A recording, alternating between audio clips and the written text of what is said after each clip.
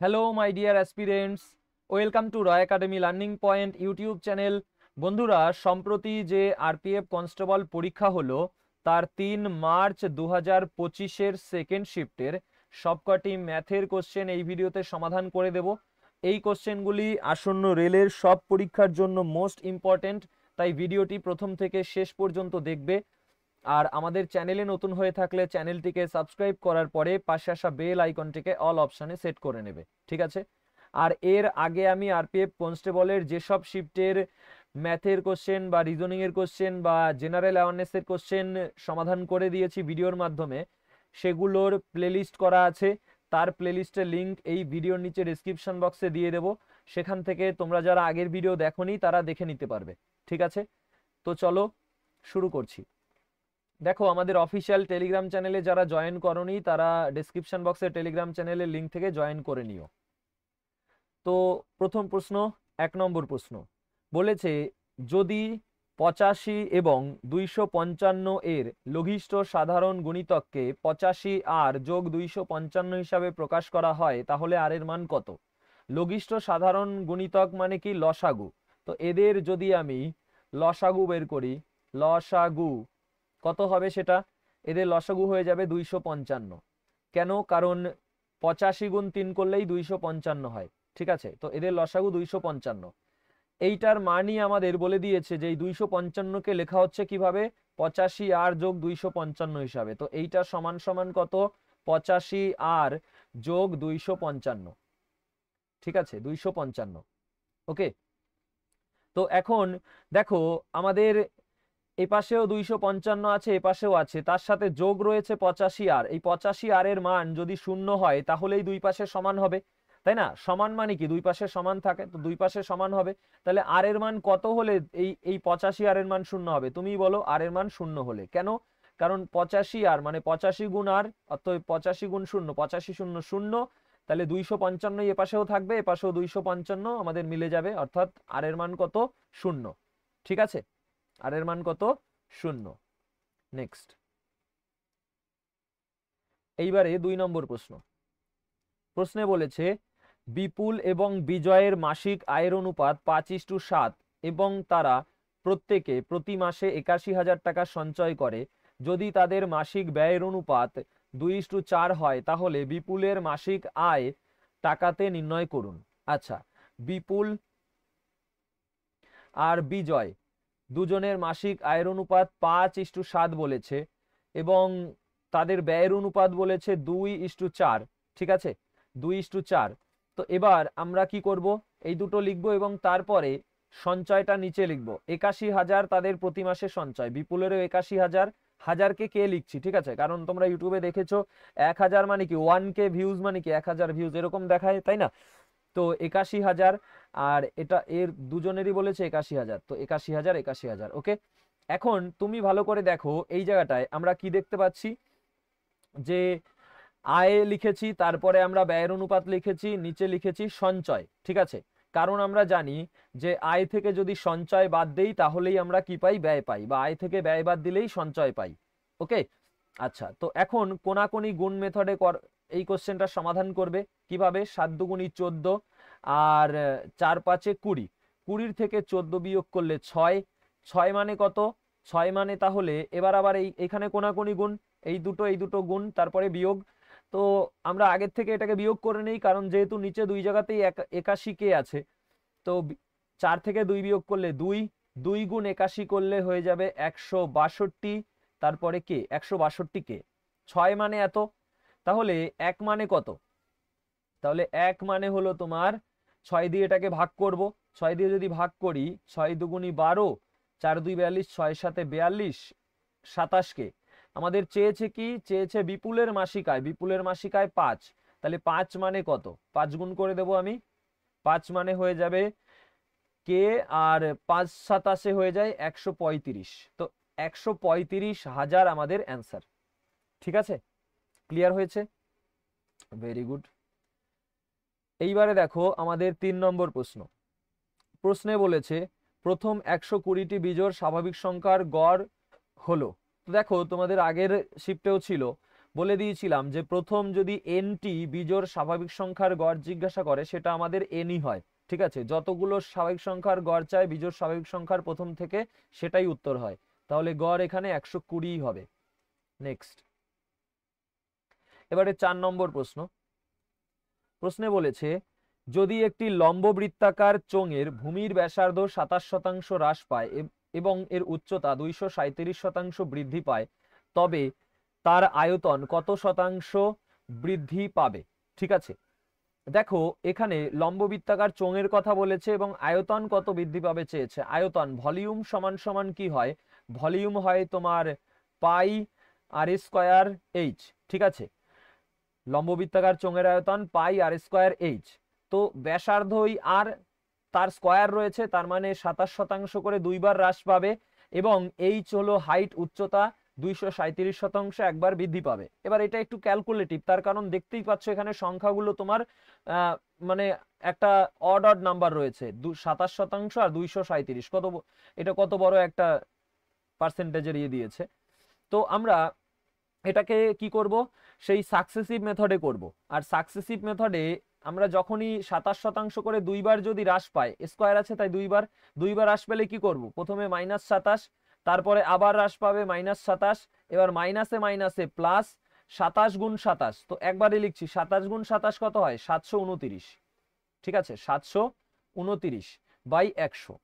ঠিক আছে, এবারে তুমি দেখো এখানে মাইনাসে মাইনাসে প্লাস, অর্থাৎ 27 আর 27 যোগ করলে হয়ে যাবে 54, -54 প্লাস 100 যদি উঠিয়ে দেই তাহলে 2 ঘর আগে দশমিক 7.29। তো 54 আর 7.29 প্লাসে মাইনাসে মাইনাস মানে বিয়োগ করব। 54 থেকে যদি 7 আমি বিয়োগ করি, 54 থেকে 8 বিয়োগ করব কারণ 7-এর পরে পয়েন্ট আছে, 8 বিয়োগ করলে হয়ে যাবে কত 46 পয়েন্ট, 100 থেকে 29 বিয়োগ করব হয়ে যাবে 71। ঠিক আছে, তো -46.71% আমাদের কি হবে, হ্রাস পাবে যদি শুধুমাত্র আমি ব্যাসার্ধ 27% হ্রাস করতাম। কিন্তু তার সঙ্গে আবার বলেছে উচ্চতা 237% বৃদ্ধি পায়, অর্থাৎ উচ্চতার সঙ্গে আবার এই যেটা হ্রাস পেয়েছে আগে সেটা সাকসেসিভ হবে, কারণ হ্রাস পেয়েছে আবার উচ্চতা বৃদ্ধি পাচ্ছে, গুণাকারে আছে মানেই সাকসেসিভ। আর সাকসেসিভ তোমাদের ওই যে করিয়েছি x + y + xy/100 এই ফর্মুলা দিয়ে, তো সেটাই আমি করছি এখানে। ঠিক আছে, তো এটার সাথে আমি যদি আবার 237 সাকসেসিভ করি, তো তুমি দেখো এইটাকে আসন্ন মানে নিকটতম পূর্ণ সংখ্যায় চেয়েছে, তো এটাকে পূর্ণ সংখ্যায় লিখলে আমি কত লিখবো, 47 লিখবো, -47, কারণ 7 আমাদের 5-এর থেকে বড়। তো এই -47 প্লাস, কারণ কি প্লাস কেন দিলাম, কারণ বৃদ্ধি পাচ্ছে উচ্চতা, প্লাস 237, এবারে প্লাসে মাইনাসে মাইনাস 47 গুণ 237। ঠিক আছে, তো রাফে গুণ করছি আমি, 237 গুণ 47, এটা যদি গুণ করি তাহলে 7 7 49 9, হাতে আমার 4, 3 7 21 আর 4 25 5, হাতে আমার 2, 7 2 14 আর 2 16। ঠিক আছে, 7 7 49 9, 3 7 21 4 25, 7 2 14 আর 2 16, 4 7 এবার 4 7 28 8, হাতে 2, 3 3 4 12, 12 আর 2 14 4, হাতে 1, 4 2 8 আর 1 9। তাহলে কত হবে, এখানে হবে 9 8 আর 5 13 3, 6 4 10 1 11 1, হাতে 1, 9 1 10 1 11। ঠিক আছে, তাহলে 1 1 1 3 9 বাই নিচে 100। ঠিক আছে, এই অবধি কোনো সমস্যা নেই। তাহলে এই 100টা যদি আমি তুলে দেই, উপরে আমাদের 2 ঘর আগে দশমিক হবে।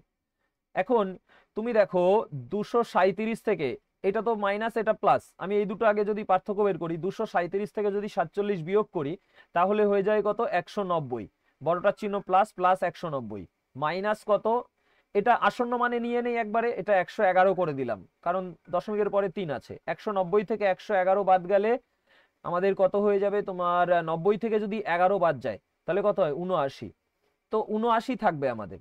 ঠিক আছে, অর্থাৎ 79% বৃদ্ধি আমরা দেখতে পাচ্ছি। অপশানে কি সেটা রয়েছে, 79-র কাছাকাছি কোনটা আছে, 80 আছে, তো এইটাই আমাদের অ্যান্সার। ঠিক আছে, এইটা আমাদের অ্যান্সার। কেন এখানে 1 বেশি বেরিয়েছে, তার কারণ হলো যখনই আমি 237 এটার সাথে গুণ করতাম, এই 7-এর সাথে গুণ হলে 7 দুগুণী 14, এক আরো বেশি এক্সট্রা এখানে যেত। পৌনপুনিকের জন্য তো এক, মানে আসন্ন মানের জন্য এক যাচ্ছে, আরো এক এক্সট্রা যেত, সেই জন্য আমাদের এটা 79% হয়ে যেত, ওই 80% হয়ে যেত। ঠিক আছে, আমরা একটু কম নিয়েছি, তাই না?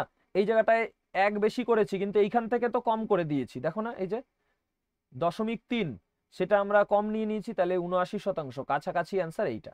এইভাবেই তোমরা এই কোশ্চেন করবে। ঠিক আছে, দেখো ভিডিওটিকে একটু লাইক করে দিও, কারণ তোমাদের এইভাবে প্রিভিয়াস ইয়ারের কোশ্চেন বাংলায় কেউ করায় কিনা আমার জানা নেই।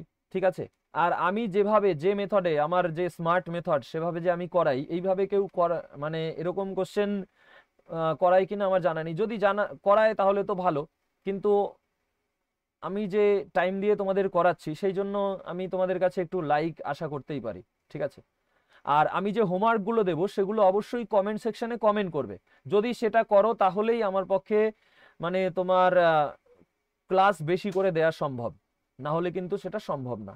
ঠিক আছে, কারণ আমি ওই অন্য কারোর মতো না যে তোমার চ্যাপ্টার ওয়াইজ ক্লাস করানোর নাম করে তোমার সব সহজ সহজ কোশ্চেনগুলো প্রথমে করিয়ে দিলাম, বা আমি ডেলি প্র্যাকটিস সেট করাচ্ছি, অথচ যে কোশ্চেনগুলো তোমার ট্রিকের মাধ্যমে করা যায়, সহজ সহজ কোশ্চেন, ছোট ছোট সংখ্যার, সেইগুলোকে শুধু প্র্যাকটিস করিয়ে দিচ্ছি, কিন্তু এক্সাম সেন্টারে তুমি গেলে তখন আর করতে পারছো না, তাই না? তো সেরকম না, আমি দেখো প্রিভিয়াস ইয়ার করাচ্ছি, সেখানে তোমার সহজও রয়েছে, আবার ওই যে এর আগের কোশ্চেনটা ছিল ওটা ক্যালকুলেটিভও রয়েছে। তো তুমি যদি ক্যালকুলেটিভ শেখো তাহলে সহজে ছোট সংখ্যা দিলে এমনিই পারবে, তাই না? পার্সেন্টেজ গুলো ছোট থাকলে আমরা অন্য মেথডেও করতে পারতাম। আচ্ছা, দেখো এখানে বলেছে একটি সংখ্যাকে 50% বৃদ্ধি করা হলে তা 2580 হয়, সংখ্যাটি নির্ণয় করুন। 50% বৃদ্ধি করলে 2580 হয়, 50% মানে 1/2, 2-এ 1 বাড়ালে কত হবে? 3, তাহলে 3 মানেই 2580। ঠিক আছে, 2 মানে কত? 3 মানে 2580, 2 মানে কত? এবার এটা কাটাকাটি নিজে করবে, করে কমেন্ট সেকশনে কমেন্ট করবে, HW থাকলো। ঠিক আছে, বুঝতে পেরেছো? আচ্ছা, নেক্সট, এবারে আমাদের 6 নম্বর প্রশ্ন। প্রশ্নে বলেছে একটি শহরের জনসংখ্যা প্রতি বছর 16% বৃদ্ধি পায়, এই বছরের শুরুতে জনসংখ্যা 18,750 হলে আগামী বছরের শেষে জনসংখ্যা কত হবে?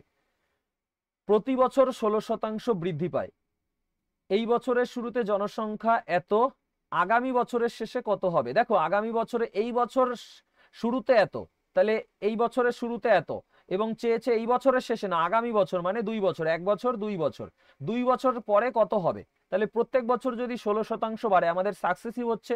বর্তমানে এই বছরের শুরুতে আছে 18,750।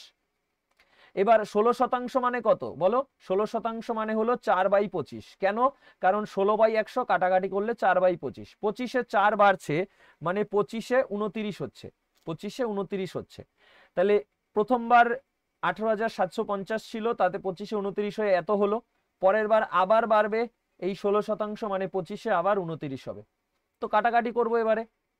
ঠিক আছে, দেখো 25 25 625, 625 একবারে কেন গুণ করলাম? কারণ এখানে দেখতে পেলাম যে এই 625-এর 3 গুণ আছে, 600 গুণ 3 1800, আর 3 25 75, তার মানে 625 দিয়ে 1875-কে ভাগ করলে 3 বার যাবে, তারপরে রয়েছে একটা শূন্য, বসিয়ে দিলাম। তো 29-এর যদি আমি স্কোয়ার করি, 29-এর স্কোয়ার করলে হয় 841, তার সঙ্গে 30 গুণ, তাহলে 0, 3 1-এ 3, 3 4-এ 12, 2 হাতে 1, 3 8-এ 24, আর 1-এ 25। ঠিক আছে, এটা আমাদের অ্যান্সার। এটা কোথায় আছে? 25,230, এই যে এই 25,230। ক্লিয়ার? নেক্সট, এইবারে আমাদের 7 নম্বর প্রশ্ন। এখানে এটাকে আর একটু জুম আউট করতে হবে, কোশ্চেনটা একটুখানি কেটে যাচ্ছে সামান্য। এবার ঠিক আছে, বলেছে একজন ব্যক্তি 93 কিমি প্রতি ঘন্টা গতিবেগে সাইকেল চালিয়ে 36 মিনিটে একটি সেতু অতিক্রম করেন, সেতুটির দৈর্ঘ্য নির্ণয় করুন। আচ্ছা দেখো, তোমার 36 মিনিটে সেতু অতিক্রম করে, তাহলে আমাদের এইখানে এটাকে ঘন্টাটাকে মিনিটে আমি যদি করি, 1 ঘন্টা মানে কত? 60 মিনিট, 60 মিনিটে যাচ্ছে কতটা? তাহলে 93 কিমি, 36 মিনিটে কতটা যাবে? ঠিক আছে, 36 মিনিটে কতটা যাবে? তো এখানে তাহলে 6 দিয়ে 6 6 36, 6 10 60, 3 6 18 8, 6 নং 54, 1 55, 10 জন্য এক ঘর আগে দশমিক, এটা অ্যান্সার। নেক্সট, এইবারে 8 নম্বর প্রশ্ন বলেছে মান নির্ণয় করুন। তো দেখো বর্গমূলের মধ্যে প্রথম থেকে শেষ অবধি এইটাও বর্গমূলের মধ্যে রয়েছে, তো 49-এর বর্গমূল করলে এখান থেকে কত পাবো? 7 পাবো। 7 যদি এর সাথে যোগ করি তাহলে 42-এর সাথে কত হয়? 49। তাদের যদি বর্গমূল করি তাহলে আবার 7 পাবো। এবার যে 7 পাচ্ছি সেই 7 যদি 74-এর সাথে যোগ করি তাহলে সেইটা কত হয়ে যাবে? 74 সাথে 81, বর্গমূল করলে পাবো 9। এখান থেকে এইটার থেকে যে 9 পাচ্ছি সেই 9-এর যদি আমি 39-এর সাথে যোগ করি তাহলে 49, বর্গমূল করলে পাবো 7।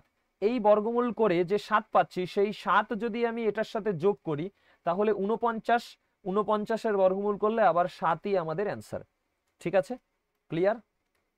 ওকে, চলো এইবারে 9 নম্বর প্রশ্ন।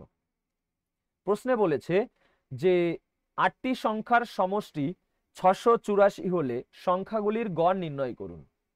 তাহলে গড় কত হবে? 8 দিয়ে ভাগ করে দেবো, সমষ্টিকে 8 সংখ্যা দিয়ে ভাগ করলেই গড় পাওয়া যায়। 8টা সংখ্যা, তাই 8 দিয়ে ভাগ করে দিলাম, গড় পেয়ে যাব। কোনটা আনসার হবে কমেন্ট করবে, HW থাকলো। ঠিক আছে, এইবারে 10 নম্বর প্রশ্ন। প্রশ্নে বলেছে একটি অর্থরাশিকে বার্ষিক 10% সরল সুদে বিনিয়োগ করলে 2 বছর পর সুদে আসলে সেটি 4080 হয়, 80 টাকা হয়। এই সুদের হারে 1 বছরে একই অর্থরাশির সরল সুদের পরিমাণ টাকাতে কত হবে? ঠিক আছে, দেখো 10% সরল সুদে বিনিয়োগ করলে 2 বছর পর সুদে আসলে এত হচ্ছে। তাহলে 10% যদি সুদের হার হয়, 2 বছরে সরল সুদ কত হয়? 20%। মানে 100 টাকা যদি বিনিয়োগ করা হয় তাহলে সুদে আসলে 120 টাকা হবে। আর সেইটাই প্রশ্নে বলেছে 4080, মানে 4080। তাহলে 1 বছরের সুদ কত হবে? 10%, তো 110% মানে 10 কত? ঠিক আছে, তো 120% মানে এত, 10% মানে কত? কাটাকাটি করব।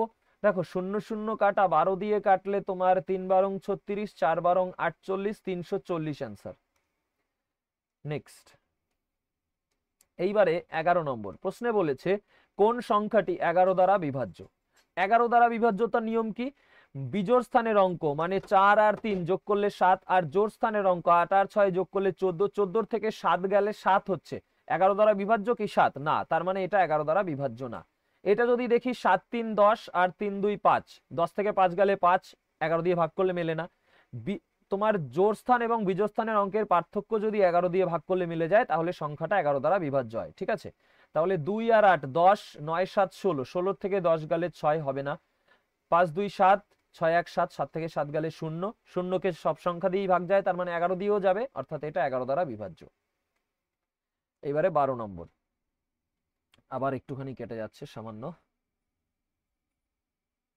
এবার ঠিক আছে। প্রশ্নে বলেছে একটি পাইপ একটি ট্যাঙ্ককে 6 ঘন্টায় পূর্ণ করতে পারে, অন্য একটি পাইপ 8 ঘন্টায় পূর্ণ করতে পারে। যদি উভয় পাইপ একসঙ্গে খোলা হয় তাহলে ট্যাঙ্কটি পূর্ণ হতে কত সময় লাগবে? ঘন্টায় 1 দশমিক স্থান অবধি। দেখো তোমার যেহেতু দুটো পাইপই পূর্ণ করছে, এই পাইপটাও কি করছে? পূর্ণ করছে, আর এইটাও পূর্ণ করছে। দুটো যখন পূর্ণ করে তারা একসঙ্গে কত সময় পূর্ণ করবে? নিয়ম কি? তাদের সময়কে গুণ করো 6 গুণ 8, আর নিচে 6 আর 8 যোগ করো 14, উপরে গুণ নিচে যোগ। এটা হলো একদম শর্টকাট ট্রিক। ঠিক আছে, এর থেকে শর্টকাট আর হয় না। 2 দিয়ে কাটবো, 4 দুগুণী 8, 7 দুগুণী 14, 4 6 24/7। 24 কে যদি 7 দিয়ে ভাগ করি তাহলে 3 7 21, 3 7 21, তো 3 পয়েন্ট সামথিং 1 দশমিক স্থান পর্যন্ত একটাতেই আছে। আরো যদি বের করি 3 7 21, তারপরে 3 0 30, 4 7 28, 2 0 20, 7 দুগুণী 14, তো 1 দশমিক স্থান পর্যন্ত কত? 3.4 হবে। ঠিক আছে, নেক্সট। এবারে বলেছে একটি দৌড় প্রতিযোগিতায় একজন অ্যাথলিট 312 মিটার দৈর্ঘ্যের প্রথম পাকটি 104 সেকেন্ডে অতিক্রম করেন, একই দৈর্ঘ্যের দ্বিতীয় পাকটি 52 সেকেন্ডে অতিক্রম করেন। ওই অ্যাথলিটের গড় গতিবেগ নির্ণয় করুন।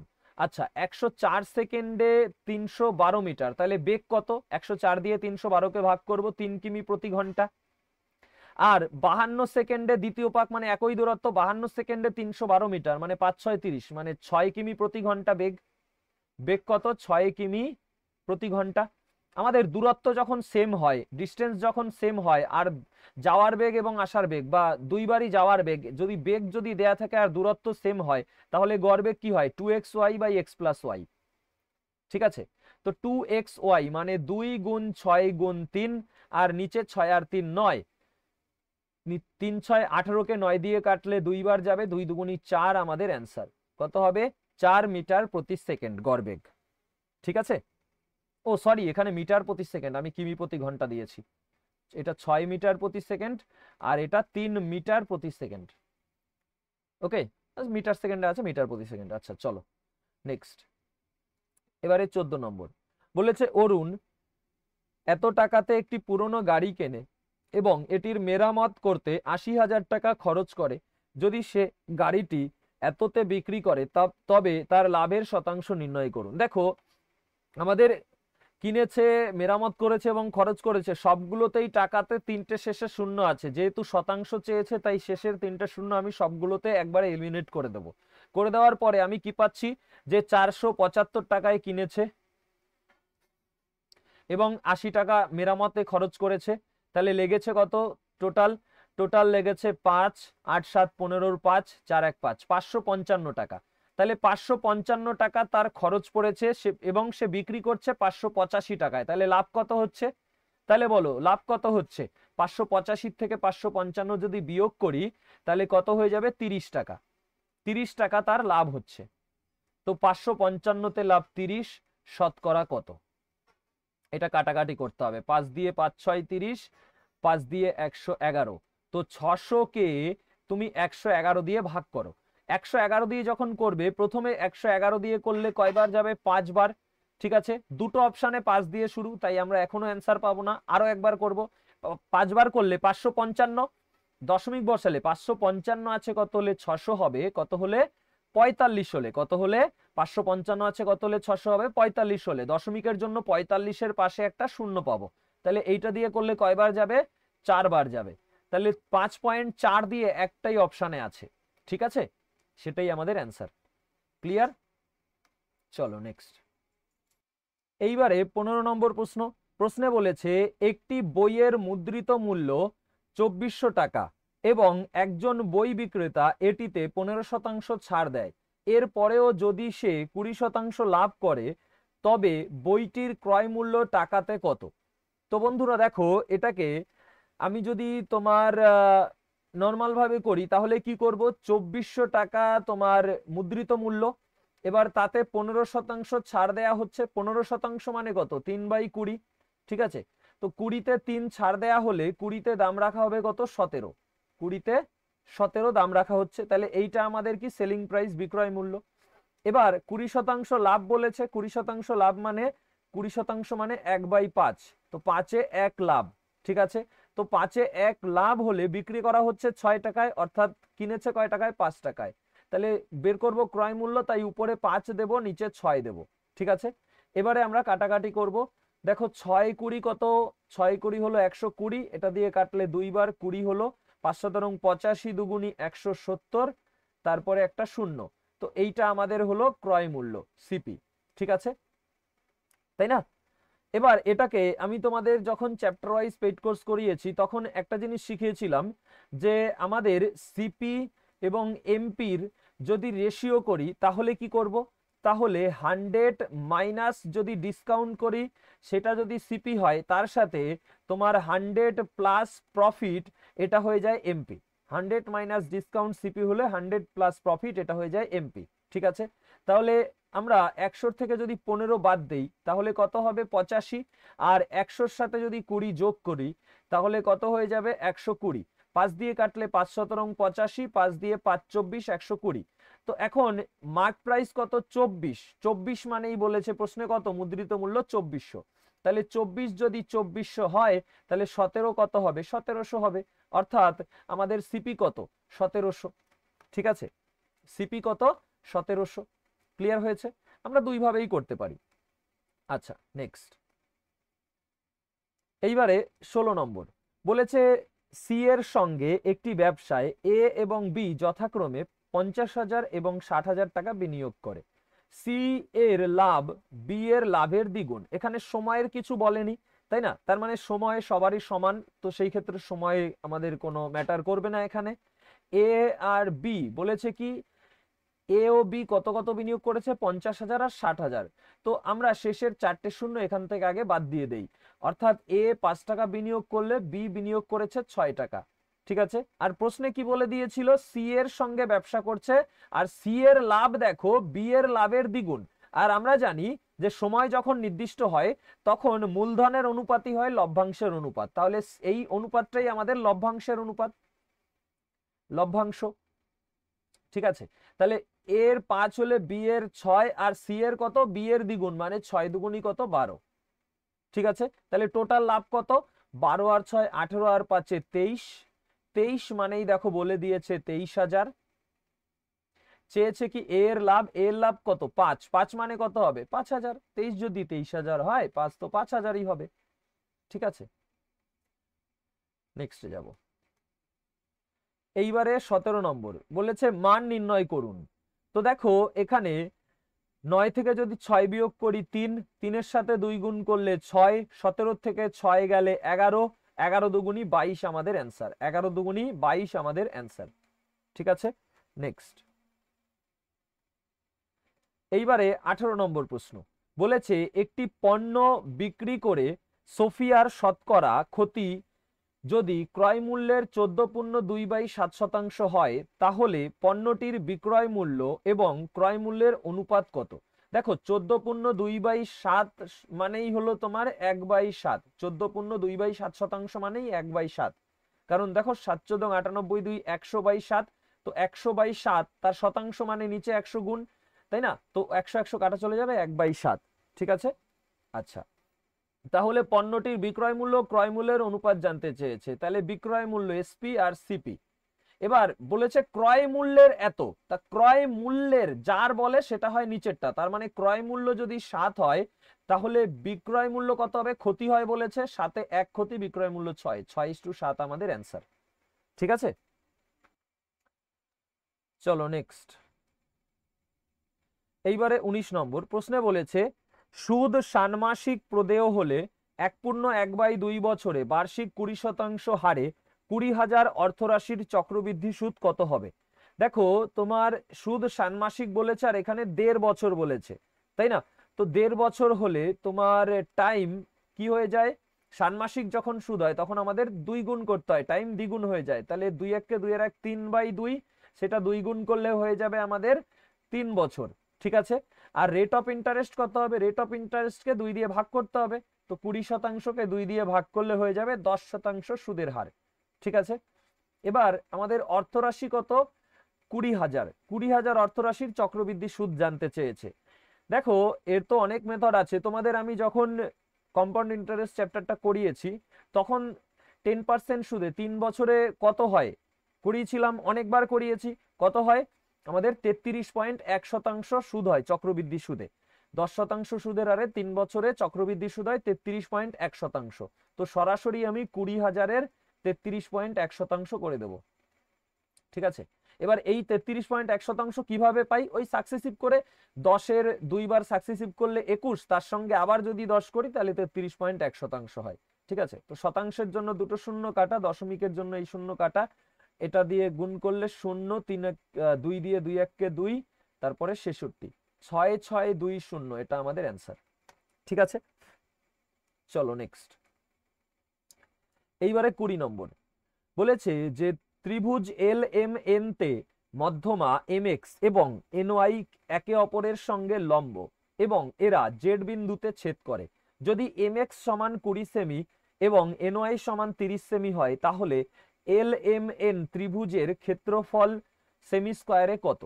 আচ্ছা, দেখো এখানে আমাদের একটা ত্রিভুজ এল এম এন,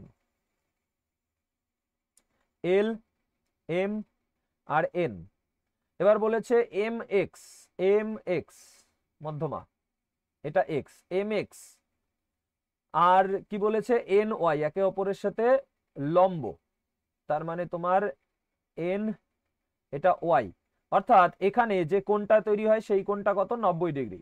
ঠিক আছে, এরকম চার সে কোণা করে দিলে সেটা 90 ডিগ্রি বোঝায়, ঠিক আছে। এই কোণটা কত? 90 ডিগ্রি। এই কোণটা 90 মানে তোমার বাকি কোণগুলো 90। ওকে, তো এখন আমাদের কি বলেছে যে এরা জেড বিন্দুতে ছেদ করে, তাহলে এইটা কোন বিন্দু? জেড বিন্দু।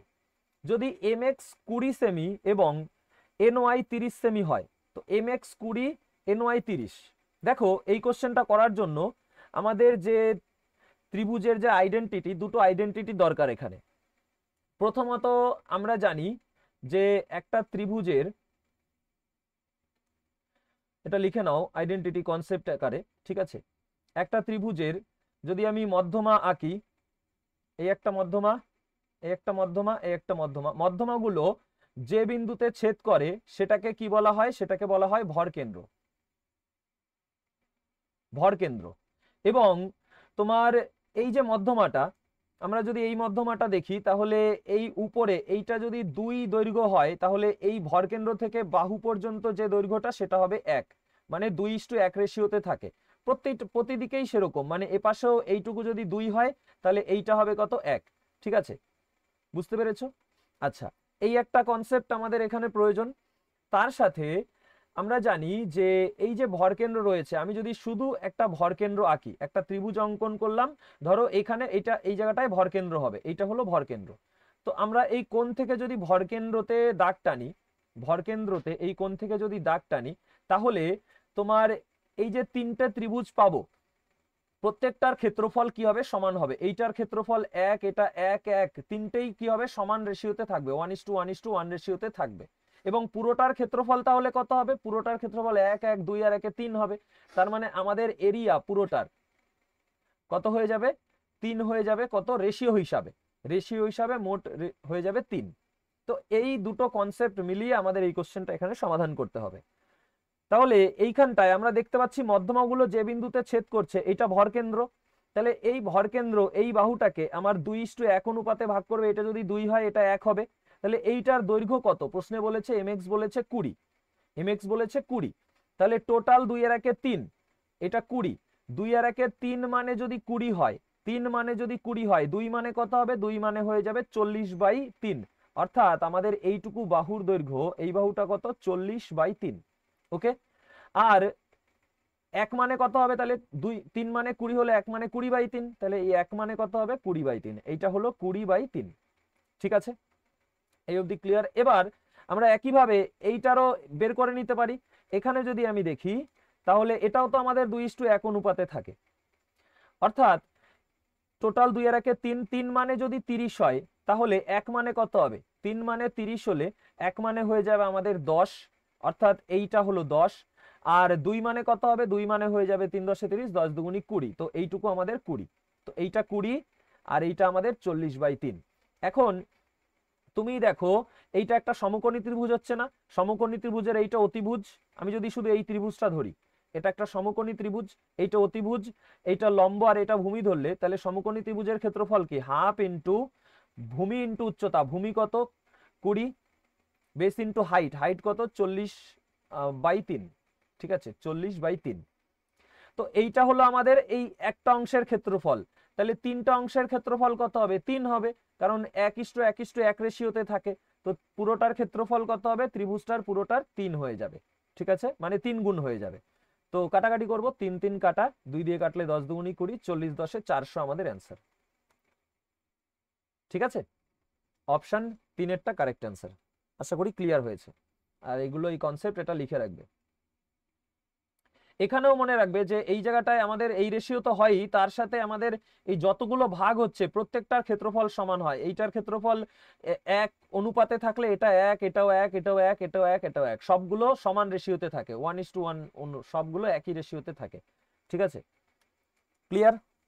আচ্ছা, এইবারে আমাদের 21 নম্বর বলেছে 5টি সংখ্যার যোগফল হলো 655, প্রথম দুটি সংখ্যার গড় 75। তাহলে প্রথম দুটি সংখ্যার গড় 75 হলে মোট কত হয়ে যাবে? 75 গুণ 2 মানে 150। তৃতীয় সংখ্যাটি 128 বলেছে, তাহলে তিনটে সংখ্যার যোগফল হয়ে যাবে 278, ঠিক আছে। এখন তিনটে সংখ্যার যোগফল 278, আমরা যদি এই মোট 5টা সংখ্যার যোগফল থেকে বিয়োগ করি তাহলে বাকি দুটো সংখ্যার যোগফল পেয়ে যাব। 8 আছে কত হলে 15 হবে 7, 7 আর 1 8 আছে কত হলে 15 হবে 7, তারপরে 2 আর 1 3 3 6, 377 হয়ে যাবে বাকি দুটো সংখ্যার যোগফল, কিন্তু চেয়েছে গড়, তাই 2 দিয়ে ভাগ করে দেবো, অ্যান্সার পেয়ে যাব। 2 দিয়ে করলে 18 দুগুণী 36, তারপরে 1 এর 7 17, 9 দুগুণী 8 দুগুণী 16, 9 দুগুণী 18 বেশি হয়ে যাবে, 8 দুগুণী 16.5, এইটা আমাদের অ্যান্সার। ঠিক আছে, 188.5। ক্লিয়ার? নেক্সট, এইবারে 22 নম্বর বলেছে একটি পণ্যের মুদ্রিত মূল্য 25,000 টাকা এবং একটি স্কিমের অধীনে এর দামের উপর 10%, 8% ক্রমিক ছাড় দেওয়া হয়। প্রদত্ত স্কিমের অধীনে পণ্যটি বিক্রি করার সময় মোট ছাড় কত হবে? দেখো, দুটো ধারাবাহিক বা ক্রমিক ছাড় দিয়েছে। ক্রমিক ছাড় হলে আমরা সাকসেসিভ ডিসকাউন্টে x plus y plus xy by 100 সূত্র দিয়ে করতে পারি। তো দুটো ছাড়, প্রথম ছাড় 10, পরের ছাড় 8, তো দুটো ছাড় মিলে মাইনাসে মাইনাসে প্লাস হয়ে যাচ্ছে, 8 10 80 বাই 100, 0 0 কাটা, তাহলে এইটা 10 কেটে দিলে 0.8 হবে। কত হবে? 0.8। 10টা কেটে দশমিক বসালাম, 10 আর 8 18 মাইনাস 18 যোগ 0.8। ঠিক আছে, বুঝতে পেরেছো? তো এখানটায় আমি 10টা আবার লিখে দিচ্ছি, দশমিকটা আমি নিচে যেহেতু লিখেছি, তো যোগ 8 বাই 10 0.8 লিখলাম। ওকে, তো 18 থেকে যদি 1 বিয়োগ করি 17, আর 10 থেকে 8 গেলে 2, 17.2 আমাদের কি হবে? ছাড় হবে, মোট ছাড় এত শতাংশ। তো এইটার এত শতাংশ করলেই হয়ে গেল। তো 25,000 গুণ 17.2%, শতাংশের জন্য দুটো শূন্য কাটা, দশমিকের জন্য এই শূন্য কাটা, 25 দুগুণী 50, শূন্য হাতে থাকে 5, 7 25 175, 5 180, শূন্য হাতে 18, 25 একে 25 আর 18 করলে হয়ে যাবে 43, 4350 আমাদের অ্যান্সার। ঠিক আছে, ক্লিয়ার? চলো, এইবারে 23 নম্বর প্রশ্ন বলেছে 38 মিটার বাহু বিশিষ্ট একটি বর্গাকার মাঠের চারপাশে একটি পরিক্রমা সম্পূর্ণ করতে 6 কিমি প্রতি ঘন্টা বেগে ধাবমান একটি বালকের কত সেকেন্ড সময় লাগবে? বর্গাকার মাঠের চারপাশে পরিক্রমা করবে মানে পরিসীমা বরাবর পরিক্রমা করবে। ঠিক আছে, পরিসীমা, পরিসীমা বরাবর। তো পরিসীমা কত হবে? 4 গুণ 38, কারণ বর্গাকার মাঠ প্রত্যেকটা বাহুই সমান, 4 গুণ 38 পরিসীমা। তো এতটা যে দৈর্ঘ্য অতিক্রম করবে কোন বেগে? 6 কিমি প্রতি ঘন্টা বেগে, কত সেকেন্ড লাগবে? তো এটাকে আমি মিটার প্রতি সেকেন্ডে নিয়ে যাব 6 কিমি প্রতি ঘন্টাকে, তাহলে দূরত্ব ডিস্টেন্সকে আমরা যদি স্পিড দিয়ে ভাগ করি তাহলে টাইম পেয়ে যাব। তাহলে স্পিডটা আমি 6 আছে সেটাকে শুধু মিটার প্রতি সেকেন্ডে নিয়ে যাব 5/18 দিয়ে গুণ করে। ঠিক আছে, আচ্ছা, তো এবারে আমাদের এখানে কাটাকাটি করব। কাটাকাটি করার জন্য দেখো, আমি 6 দিয়ে 18কে কাটলে 3 6 18, 3। এখন 3 4 12, 12 গুণ 38 যদি করি, দেখো এইটা উল্টে যায় না? এখানে লিখে দেখাচ্ছি, 4 গুণ 38 গুণ 5/3, সেটা 3/5 হয়ে যায়, তাহলে উপরের গুলো গুণ করে 5 দিয়ে ভাগ। অর্থাৎ আমি যদি একবারে করি 3 4 12, 12 গুণ 38 করলে 8 12 96, 6 হাতে আমার 9, 3 12 36, 36 আর 9 করলে হয়ে যাবে 45।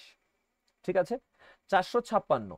এবার 456 নিচে রয়েছে 5, 5 দিয়ে ভাগ করা মানেই হলো উপরে 2 গুণ করে এক ঘর আগে শূন্য বসিয়ে দেওয়া, কারণ 5 দুগুণী 10 হয়ে যায়, তাই এক ঘর আগে শূন্য বসাতে পারি। 5 6 30 শূন্য, 5 5 25, 3 28, 8 হাতে 2, 4 5 20 2 22, এক ঘর আগে এই সরি 2 গুণ করব, তো আমি 6 দুগুণী 12, 2 হাতে আমার 1, 5 দুগুণী 10 1 11, 1 হাতে 1, 4 দুগুণী 8 1 9, তো 5 দুগুণী 10 এর জন্য এক ঘর আগে দশমিক। ঠিক আছে, এইটা আমাদের অ্যান্সার। ক্লিয়ার? ওকে, চলো নেক্সট। এবারে 24 নম্বর বলেছে 5টি সংখ্যার যোগফল 655। সেম কোশ্চেন আবার এসছে, একবার করে দিয়েছে এই কোশ্চেন, HW থাকবে।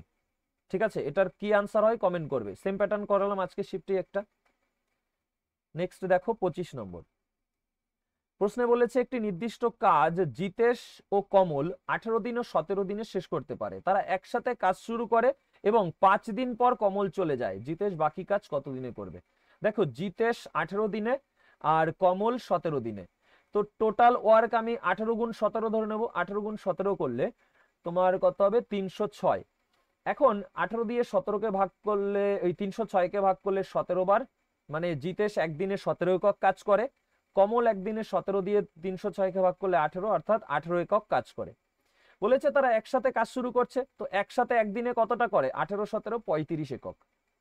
5 দিনে তাহলে কতটা করবে, কারণ 5 দিন পর কমল গেছে, 5 দিন পর্যন্ত তারা একসাথে কাজ করেছিল, তাহলে 5 দিনে করবে 5 গুণ 35, 5 5 25 5 হাতে 2, 3 5 15 2 17, 175। বাকি থাকে কতটা, 5 আছে কত হলে 6 1, 7 আছে কত হলে 10 3, 1 আর 1 2 1 3, 131। এই 131 একক কাজ এখন কে করবে, জিতেশ করবে, কারণ কমল চলে গেছে, তাই তো, হ্যাঁ কমল চলে গেছে, জিতেশ করবে। তাহলে জিতেশ একদিনে করে 17 একক, 17 দিয়ে এটাকে ভাগ করে দেবো, কতদিন সময় লাগবে বেরিয়ে যাবে। কিন্তু অপশানে দেখো নিচে আমরা দেখতে পাচ্ছি সব 17 থেকে বড় রয়েছে, তাই না? তো 17 সঙ্গে আমরা জানি 18 গুণ করলে 306 হয়, নিশ্চয়ই 17 সঙ্গে কিছু গুণ করে 308 বা 307 বানাতে পারবো না, তাহলে আমরা কি করব, উপরে নিচে 18 গুণ করে দেব। তাহলে এখানে আমরা পাচ্ছি 306, উপরে হয়ে যাবে 18 1 18 8 এককে 8, একটা অপশানই রয়েছে এই দুটোর মধ্যে, এই দুটোর মধ্যে একটাতেই এককে 8 আছে, তাই এটা অ্যান্সার, এটা নয়। ঠিক আছে, ক্লিয়ার? নেক্সট, এবারে 26 নম্বর দেখো, এই সেম সরল, যদিও সহজ তাও একবার করে দিয়েছি, ওই জন্য আমি HW দেব। ঠিক আছে, কমেন্ট করবে কি আনসার হয়। নেক্সট, এবারে 27 নম্বর বলেছে এত হলে ওয়াই এর ধনাত্মক মান কত।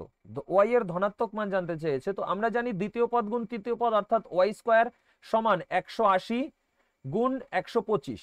তাহলে ওয়াই কত হবে, এই দুটোর বর্গমূল, কারণ স্কোয়ার উঠে গেলে এপাশে বর্গমূল হয়।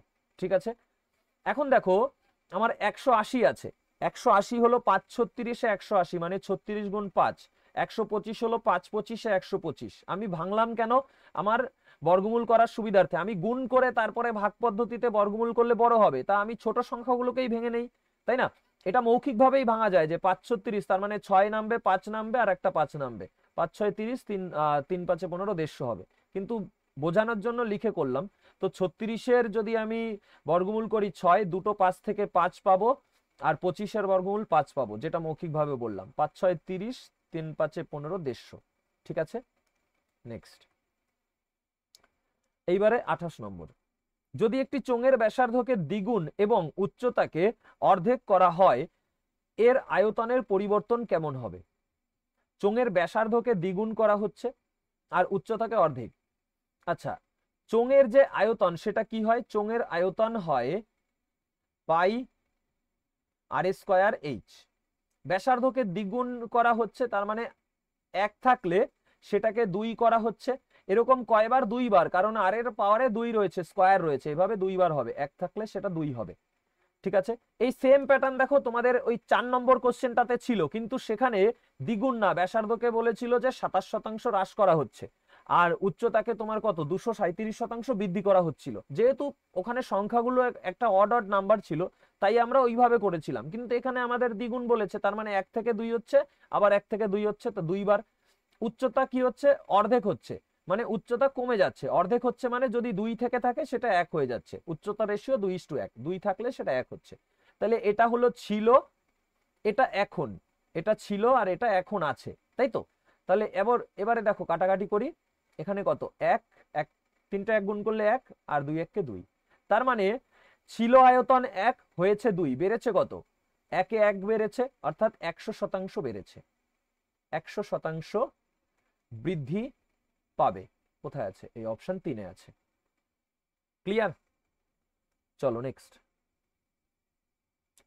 এইবারে 29 নম্বর, জাস্ট এ মিনিট, অ্যাপ্লিকেশনটা লোডিং দিয়েছে। 29 নম্বর, আবার সেম প্যাটার্ন একটা করে দিয়েছে, এই প্যাটার্ন HW থাকবে, কারণ বাকি দুটো সংখ্যার গড় চেয়েছে। নেক্সট, এইবারে 30 নম্বর প্রশ্ন বলেছে 7টি ঘন্টা এত এত মিনিটের ব্যবধানে বাজে, সকাল 7টা 10-এ এরা একই সঙ্গে বাজতে শুরু করলে পরবর্তী কোন সময়ে সকলে একসঙ্গে বাজবে। আচ্ছা দেখো, আমাদের এরকম কোশ্চেনে কি করতে হয়, আমাদের এইগুলোর লসাগু বার করতে হয়। তার কারণ কি, তার কারণ হলো তোমার যে ঘন্টাটা তোমার 2 মিনিট 3 মিনিট বা 8 মিনিট বা 12 মিনিট পরে বাজে, সেটা নিশ্চয়ই তার থেকে কম সময়ে বাজবে না, তার থেকে বেশি সময়ের ব্যবধানেই বাজবে, বা সব থেকে বড় যেটা সেই সময়ের ব্যবধানে বাজবে। তো সেই জন্য আমাদের লসাউ করলেই আমরা কি করতে পারি, বড়টা বার করতে পারি, আর গসাউ করলে কি হয়ে যায়, গসাউ করলে ছোট মান বেরায়। তো সেই জন্য এখানে লসাউ করব। তো আমরা যদি এলসিএম করি তাহলে কি পাবো, দেখো 2 3 4 6 তো 12-র মধ্যেই রয়েছে, কারণ এগুলো সব 12-র গুণনীয়ক। এবার 8 9 আর 12-র আমরা কি করব, লসাউ করব। তাহলে 8 নং 72-কে 12 দিয়ে যায়, হ্যাঁ 6 12 72, তার মানে 72 আমাদের কি হলো, লসাগু হলো। ঠিক আছে, তো 72 মিনিট পরে আবার তারা একসঙ্গে বাজবে। তো 72 মিনিট মানে কি 1 ঘন্টা 12 মিনিট, কারণ 60 মিনিট 1 ঘন্টা, 60 যদি বিয়োগ করে দেই 12 মিনিট অবশিষ্ট থাকে, 1 ঘন্টা 12 মিনিট। তাহলে 7টা 10-এ যেটা বেজেছে তার সঙ্গে যদি আমি আরো 1 ঘন্টা 12 মিনিট যোগ করে দেই তাহলে 8টা 22 হয়ে যাবে আমাদের। ঠিক আছে, অ্যান্সার অপশন 1-এরটা। ক্লিয়ার? নেক্সট, এইবারে 31 নম্বর বলেছে এর কোন মানের জন্য এত রাশিটি পূর্ণবর্গ হবে। দেখো এখানে যদি একটু লক্ষ্য করো তাহলে দেখতে পাবে যে এই জায়গাটায় এই দুটো সেম আছে, তার মানে একই জিনিস গুণ আছে। তাহলে এটাকে আমরা যদি x ধরি তাহলে x গুণ x এ কি হয়, x স্কয়ার, প্লাস এইখানটায় আমাদের কি আছে, এটা আছে, এটাকে আপাতত বাদ দিচ্ছি, প্লাস দিয়ে এখানটায় দেখো এটা দুটো সেম আছে, তাহলে এটাকে যদি y ধরি তাহলে এটা y স্কয়ার। ঠিক আছে, আর আমরা জানি x square plus 2xy plus y স্কোয়ারে কি হয়, এক্স প্লাস ওয়াই এর হোল স্কোয়ার হয়, তার মানে পূর্ণবর্গ পাই এটা, তাই না? তাহলে এখানটায় আমাদের এক্স তো এই যে দিয়ে দিয়েছে 13.56, তাহলে 2yটাই আমাদের কত, এ, তাহলে এ মানে কত 2y, ওয়াই আমরা কত এখানে প্রশ্ন অনুযায়ী ওয়াই কত 0.04, 2 গুণ 0.04 অর্থাৎ 0.08 আমাদের অ্যান্সার অপশন 4-এরটা। ঠিক আছে, বুঝতে পেরেছো কনসেপ্টটা? আচ্ছা, নেক্সট, এইবারে 32 নম্বর বলেছে 55 মিটার বাহু বিশিষ্ট একটি বর্গাকার মাঠের চারপাশে একটি পরিক্রমা সম্পূর্ণ করতে 18 কিমি প্রতি ঘন্টা বেগে ধাবমান একটি বালকের কত সেকেন্ড সময় লাগবে। আচ্ছা দেখো, তোমার এই সেম প্যাটার্ন তো করালাম আজকেই, মানে সেম প্যাটার্ন করেছি, শুধু এখানে কত 6 ছিল মনে হয়, আর এই জায়গাটায় অন্য কি একটা সংখ্যা ছিল, এক্সাক্ট আমার মনে নেই। তো আজকেই একটু আগেই কোন কোশ্চেনে যেন করালাম, তো এটা এইচডব্লিউ থাকলো। ঠিক আছে, সেম প্যাটার্ন যেহেতু এইচডব্লিউ থাকলো, কোনটা আনসার হয় সেটা কমেন্ট করবে। ওকে, সমাধান কিন্তু করবে, করে কমেন্ট করবে। এবারে দেখো 33 নম্বর বলেছে একটি আয়তঘনকের দৈর্ঘ্য 10 সেমি, প্রস্থ 5 সেমি এবং উচ্চতা 8 সেমি। আয়তঘনকটির একটি তল থেকে 6 সেমি বাহু বিশিষ্ট একটি ঘনক কেটে বের করে নেওয়া হয়। আয়তঘনকের অবশিষ্ট অংশের আয়তন কত? আচ্ছা দেখো, আয়তঘনকের যদি আয়তন দেখি আমরা, আয়ত আ লিখে ভি লিখলাম, আয়তঘনকের ভলিউম কত, তোমার এলবিএইচ মানে দৈর্ঘ্য গুণ প্রস্থ গুণ উচ্চতা, মানে 10 গুণ 5 গুণ 8 অর্থাৎ 5 8 40, 10 400। এবার আমাদের সেখান থেকে একটা ঘনক বাদ দিচ্ছে, তাহলে ঘনকের যে আয়তন, ঘনকের আয়তন সেটা কি হবে, ঘনকের আয়তন হয় বাহুর কিউব মানে 5-এর কিউব 125। তো আমাদের অবশিষ্ট আয়তন কি হবে, 400 থেকে 125 যদি বাদ দিয়ে দেই থাকবে কত, 275। অপশন 3-এরটা কারেক্ট অ্যান্সার। ক্লিয়ার? চলো, এইবারে 34 নম্বর বলেছে একটি পাইপ 9 ঘন্টা একটি ট্যাঙ্ক পূর্ণ করতে পারে আর একটি 27 ঘন্টায় খালি করতে পারে। একটা করে পূর্ণ আর একটা করে খালি। যখন একটা পূর্ণ এবং একটা খালি করে তখন উভয় পাইপ একসঙ্গে পুরোটা কত সময় নেবে পূর্ণ করতে, তখন উভয় পাইপ একসঙ্গে পূর্ণ করতে আমাদের দুটোর সময়কে গুণ করতে হয়, 9 গুণ 27, আর নিচে কি করতে হয়, বিয়োগ করতে হয়, 27 থেকে 9 গেলে 18। আর যখন দুটোই পূর্ণ করে তখন একসঙ্গে পূর্ণ করতে নিচে যোগ করতে হয়, আর একটা পূর্ণ একটা খালি করলে নিচে বিয়োগ করতে হয়। ঠিক আছে, বুঝতে পেরেছো? আচ্ছা, তো এখন এটা আমাদের হলো, কিন্তু এটা তো পুরো অংশ পূর্ণ করতে এত সময় লাগে, প্রশ্নে চেয়েছে তাহলে ট্যাঙ্কটির 2/3 পূর্ণ করতে, তাহলে এক অংশ পূর্ণ করতে যদি এত লাগে তার 2/3 বের করলেই 2/3 সময় বেরিয়ে যাবে, তাই না? তো সমাধান করি, দেখো 9 দিয়ে 9 দুগুণী 18, 2 2 কাটা, 3 নং 27, তার মানে 9 ঘন্টা আমাদের অ্যান্সার। ঠিক আছে, চলো এইবারে 35 নম্বর বলেছে এতকে, ওই দেখো এইটার অপশনগুলোকে হাইড করা হয়নি। ঠিক আছে, এতকে ভগ্নাংশে প্রকাশ করুন। তো ভগ্নাংশে প্রকাশ, দেখো 3 6 দশমিকের পরে বারবার রিপিট হচ্ছে 3 6, তাই না? তাহলে যেটা বারবার রিপিট হয় সেটা আমাদের পৌনঃপুনিকের মধ্যে থাকে, তাহলে 0.36 সেটা আমাদের বারের মধ্যে থাকে। ঠিক আছে, তো এটা যদি আমাদের বারের মধ্যে থাকে তো 2 ঘরের উপরে বার রয়েছে, তাই নিচে আমাদের দুটো 9 হবে, দশমিক ও বারের মাঝে কোনো সংখ্যা নেই, তাই কোনো শূন্য বসবে না, আর উপরে শুধু 36ই বসবে, কারণ দশমিকের ওই বার বাদে আর কোনো সংখ্যা নেই বিয়োগ করার মতো। তাহলে 36/99 আমাদের অ্যান্সার। ঠিক আছে, ক্লিয়ার? আচ্ছা, দেখো আশা করি ক্লাসটা ভালো লেগেছে। যদি ভালো লেগে থাকে তাহলে লাইক করে দিও, বন্ধুদের সাথে শেয়ার করে দিও। দেখা হবে তোমাদের সাথে পরে নতুন কোনো ক্লাসে। ততক্ষণ পর্যন্ত সবাই সুস্থ থেকো এবং ভালো থেকো। Take care. জয় হিন্দ, জয় ভারত।